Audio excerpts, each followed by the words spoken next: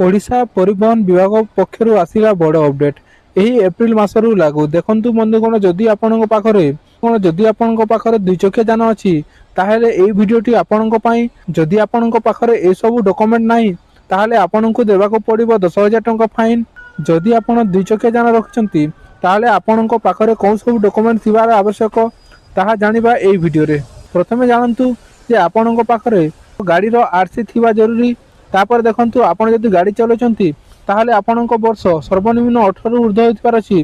ता सहित आपणकर डीएल लाइसेंस थिबार अछि। जदि एई सब नाही ताहले आपण गाड़ी चलाई परिबे नाही। तापर देखंतु आपणक बाइक रे 2 जण ही बसी परिबे आउ 3 जण बसी परिबे नाही। एही एप्रिल मासर जो नुआ नियम आछि सेतिरे आपणको केते टंका देबाको पड़िबो फाइन जानिबा जन ट्रैफिक नियम एप्रिल 2026 रु कार्यकारी होइछि। एही नियम रे देखंतु जदि आपणक पाखरे लाइसेंस नहीं और आपण बिना लाइसेंस गाड़ी चलाउछंती ताले आपनको 5,000 टंका देबाको पड़िबो। एवं देखंतु जदि आपणकर आरसी नहीं बिना आरसी पंजीकरण रे आपण गाड़ी चलाउछंती ताले आपनको 3,000 रु 5,000 टंका मध्य फाइन पड़िबो। आ देखंतु आपणकर जो गाड़ी रो बीमा करि नांती ताले जदि आपण प्रथम थर पय आपनको गाड़ी रो आरटीओ जो धरुचंती ताले 2,000 टंका फाइन पड़िबो। आ सेकंड टाइम आपनको धरले 4,000 टंका फाइन पड़िबो। तापर देखंतु जदि आपणकर हेलमेट न पिनसंती ताले हेलमेट नथे ताले आपनको 1,000 प्लस आपनको लाइसेंस बातिल हेबो। जदि आपणकर सीट बेल्ट बांधि थांती जदि 4 चकिया जान अछि ताले आपनको 1,000 टंका फाइन देबाको पड़िबो।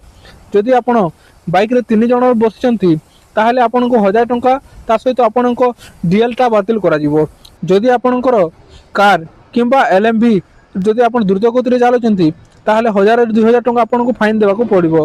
जदि भारी जानर द्रुत गति पई आपनको 2,000 रु 4,000 टंका फाइन देबाको पड़िबो। जदि आपण मद्यपान करी गाड़ी चलाउछंती ताहले आपनको 10,000 सहित जेल जिबाको पड़िबो। ए सब नुआ नियम आसीची जहा कि पक्षरु एही एप्रिल 2026 रु कार्यकारी करा जायछि। जदि आपण गाड़ी चलाउछंती 2 चकिया 4 चकिया जहा भी गाड़ी चलाउछंती ताहले आपण ट्रैफिक नियम पालन करंतु आ निज सुरक्षित रहि सहित अन्य को मध्य सुरक्षित रखंतु।